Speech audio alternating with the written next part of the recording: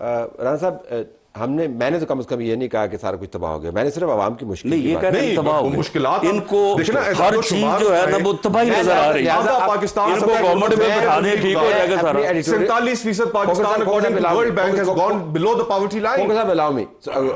کبھی آپ world bank کو مانتے نہیں ہیں، میں فگر سپورٹ کر رہا ہوں، اعداد و شمار بتا رہا ہوں کہ پاکستان میں غربت کے ساتھ بڑھ گئی ہے۔ جن کو آپ غلط تسلیم کرتے ہیں، آپ نے اپنی Pakistan bureau of statistics data پہ کیوں یقین کرتے ہیں؟ پاکستان بیورو آف اسٹیٹسٹکس کی ماننی ہے، کھوکر صاحب پاکستان پی بی ایس کی اعداد و شمار ہے کہ پاکستان میں غربت بڑھ گئی۔ دیکھیں بات یہ ہے کہ اس قسم کا جو پراپیگنڈا ہے نا، جنرلائز کرنا چاہیے۔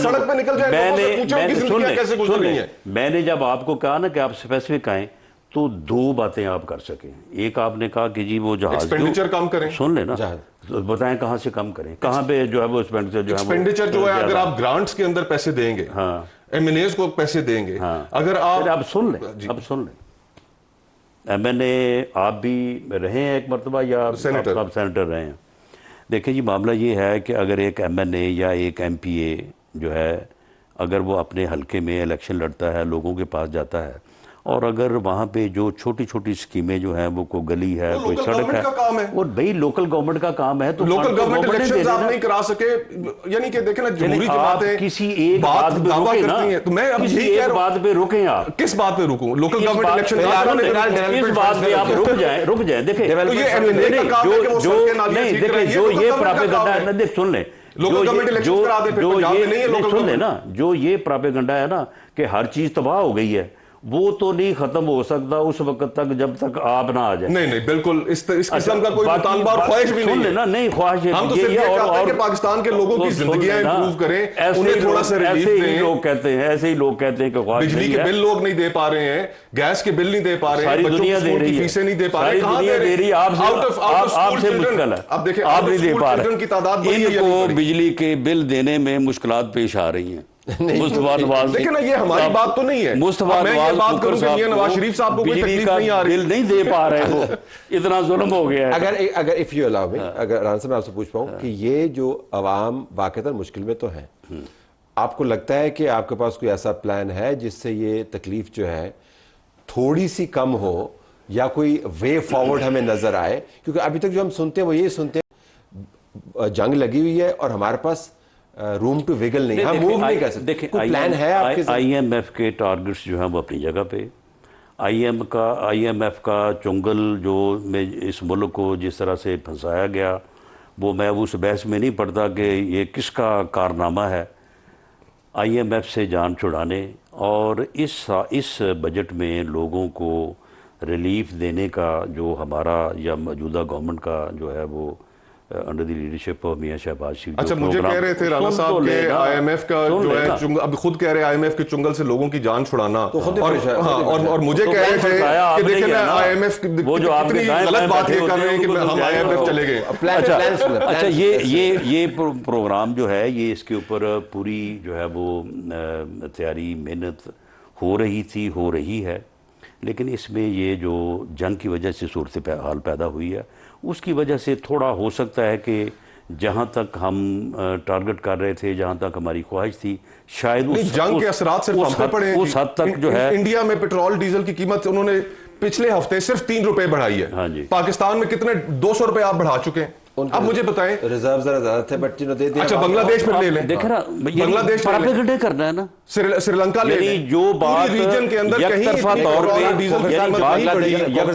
پہ جس بات کی بنگلہ دیش نے یعنی لوگوں کو سن لیں ان کے گلے میں پڑ جائے گی، جیسا 2022 کی سبسڈیز ہمارے گلے میں، لوگوں کو اکانومی کو یعنی اگر مقصد ہے نا لوگوں کو گمراہ کرنا، تو جنرل باتیں کری جائیں، ہاں جی یہ کر دیں جی، وہ انہوں نے 3 روپے بڑھائی، انہوں نے 200 روپے بڑھا دی۔ اچھا اب پتہ ان کو ہے کہ انہوں نے کیوں بڑھائی ہے اور ادھر کیوں بڑھی ہے، اور وہ ادھر اس لیے بڑھی ہے کہ 5واں بجٹ ہے آپ کا، اور 5 بجٹ دینے کے باوجود آپ اکانومی کو نہیں ٹھیک ڈائریکشن میں ڈال رہے ہیں۔ جب ہمارے پاس تھا 5 بجٹ تو ہو گئے، 18 میں 5 بجٹ کے علاوہ اور کیا چاہیے؟ اکانومی بھی ٹھیک تھی، ملک ٹھیک چل رہا تھا، آپ لوگوں نے اس وقت ایکسپورٹس آپ نے بڑھا لی، پراپیگنڈا کر کے اس طرح سے لوگوں کو گمراہ کر کے اور آپ نے جو آر ٹی ایس بٹھا کے جو نمونہ جس کا آپ نے تجربہ کیا تھا اس نمونے کی وجہ سے اب ملک جو ہے وہ اس بحران کا شکار اس وقت بھی آر ٹی ایس کے فیلئر کا مخالف تھا, سارا جو ہے آج بھی آر ٹی ایس کے فیلئر کا مخالف ہوں. فرق صرف اتنا ہے کہ اس وقت آپ ووٹ کے عزت دو کے نارے پر تھے, آج آپ اس نارے پر نہیں ہیں. میں آج بھی اپنی پوزیشن پہ کھڑا ہوں. معاملہ یہ ہے کہ ہم تو آپ کو کہتے ہیں کہ یہ جو پولیٹیکل کہیں نا کہ 2024 کا الیکشن غلط تھا, ہم ووٹ کو عزت ایک دن دلا کے رہیں گے. کبھی جو ہے وہ ریٹرننگ, میں اس وقت بھی ثاقب نثار کے خلاف تھا, آج بھی کرٹیسائز کرتا ہوں جوڈیشری کو. اس کے اوپر جب تک پولیٹیکل پارٹی, جب تک پولیٹیکل لوگ بیٹھیں گے نہیں, بات نہیں کریں گے, اس کا کوئی حل نہیں. ہم تو بالکل نہیں بیٹھنا چاہتے. پرائم منسٹر نے آن دی فلور آف دی ہاؤس ہم نے بغیر کسی کنڈیشن کے ان کو یہاں تک کہا کہ اگر آپ میرے پاس نہیں آنا چاہتے اسپیکر آپ نے آفر ایکسپٹ کی, آج تک خاموش دوڑی لگا دی انہوں نے. لیکن صاحب یو انڈرسٹینڈ ان کا خیال تھا کہ ہم آفر ایکسپٹ نہیں کریں گے. بالکل نہیں, میں آج بھی اس بات پہ قائم ہوں. پی ٹی آئی کے ایشوز جب آپ کہیں you understand that prime minister آپ کو ملنے کو تیار ہے. کہاں اپوزیشن لیڈر کے چیمبر آنے کے لیے تیار ہیں پرائم منسٹر؟ کیوں اپوزیشن کے چیمبر کیوں ہے؟ اسپیکر وزیر اعظم سے اگر ملاقات کرنی ہے تو وزیر اعظم ہاؤس جو ہے وہ وزیر اعظم کا کوئی ملکیت ہے, تو اسپیکر کے چیمبر میں ملیں گے. اس کا گھر ہے, اس کا اسپیکر کے چیمبر میں ملیں گے. کس کے؟ چیئرمین سینٹ کے چیمبر میں ملیں گے. بات سنیں, دیکھیں نا, ہم تو پارلیمنٹ کے ممبر ہیں.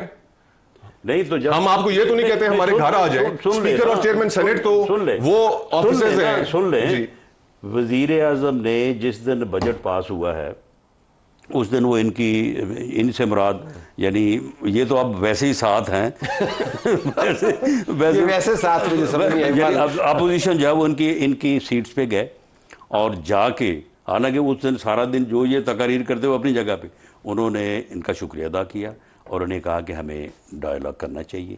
اگر آپ میرے پاس تشریف لانا مناسب نہیں سمجھتے تو اسپیکر چیمبر میں آپ روز جاتے ہیں, اسپیکر صاحب کو ملتے ہیں, تو آپ کو وقت تو آپ کی یہ شرط نہیں ہے مجھے یہاں پہ بلا لیں, مجھے بلا لیں یہاں پہ. آپ کی کوئی شرط نہیں ہے کہ وزیر اعظم ہاؤس آئیں؟ وزیر اعظم نے یہ خود کہا ہے کہ اسپیکر کے چیمبر میں یا چیئرمین سینٹ کے ہو سکتی ہے, تو پھر کرائیں. وزیر اعظم نے خود کہا ہے, تو پھر نہیں, وہ تو پہلے بھی میرے علم میں ہے. تو بس ٹھیک ہے, انہوں نے پہلے بھی بات جب کی کیبنٹ کے اندر, انہوں نے بات کی, ہم نے بغیر کسی شرائط کے ہم نے کہا کہ بالکل. اب دیکھیں ان کے جو اپوزیشن لیڈر ہے نا, ان کا میرے ساتھ براہ راست رابطہ ہے, وہ کسی اجازت کے انتظار میں ہے کہ وہاں سے اجازت آئے گی تو پھر ملیں گے. اور اڈیالہ کی بات کریں نا, نہیں مجھے بھی پتا ہے, آج کافی اور بھی گفتگو ہوئی ہے رانا صاحب کی, میرے بھی علم میں ہے, لیکن اس کے اندر دیکھیں مجھے یہ نظر آ رہا ہے, مجھے فرینکلی یہ نظر آ رہا ہے کہ حکومت کے پاس وہ سپیس ہی نہیں ہے. ہر ہفتے یہ تشدد کرتے ہیں, کارکنوں کی گرفتاریاں کرتے ہیں. ایک شخص پاکستان کا پولیٹیکل لیڈر ہے, چاہے آپ کا اس سے اختلاف ہو, وہ جیل میں پڑا ہوا ہے, اس کو علاج کی ضرورت ہے, کوئی جو اس کے حقوق ہیں جیل مینول کے تحت, اس سے زیادہ نہیں, وہ بالکل پولیٹیکل لیڈر نہیں ہے. پاکستان کے لوگوں نے اس کو ووٹ دیا, آپ کہتے ہیں پولیٹیکل لیڈر ہی نہیں. میاں نواز شریف صاحب سے میرا اختلاف ہو, اس کا یہ مطلب تو نہیں ہے کہ وہ پولیٹیکل لیڈر نہیں ہے. آصف زرداری صاحب سے ہمارا اختلاف ہو سکتا ہے, لیکن وہ پولیٹیکل لیڈر تو ہے. ہی ملک کے کیپٹل کے اوپر جو ہے وہ مسلح یلغار کر سکتا ہے. آپ نے لانگ مارچ نہیں کیے, آپ نے سپریم کورٹ پہ یلغار نہیں کیا. سپریم کورٹ پہ کس نے یلغار جو ہے سپریم کورٹ پہ یلغار کس نے کی؟ کوئی کر سکتا ہے, سپریم کورٹ 9 مئی کو کر سکتا ہے, اپنے اداروں پہ کو حملے کر سکتا ہے. ان کی اپنی حکومت, اپنی پارٹی لیکن 9 مئی کو آپ لانگ مارچ سے تو نہ کمپیئر کریں. نہیں دیکھیں, اب سیاست کے اندر وائلنس کی کوئی گنجائش نہیں ہے, اور جو بھی وائلنس کرے وہ غلط ہے. لانگ مارچ سے کر سکتے ہیں, یا یہ 24 نومبر جو ہوا ہے وہ کر سکتے ہیں. لیکن پروٹیسٹ جو ہے اس کی تو اجازت ہونی چاہیے. یہ پروٹیسٹ نہیں, وائلنٹ پروٹیسٹ بھلے اس کی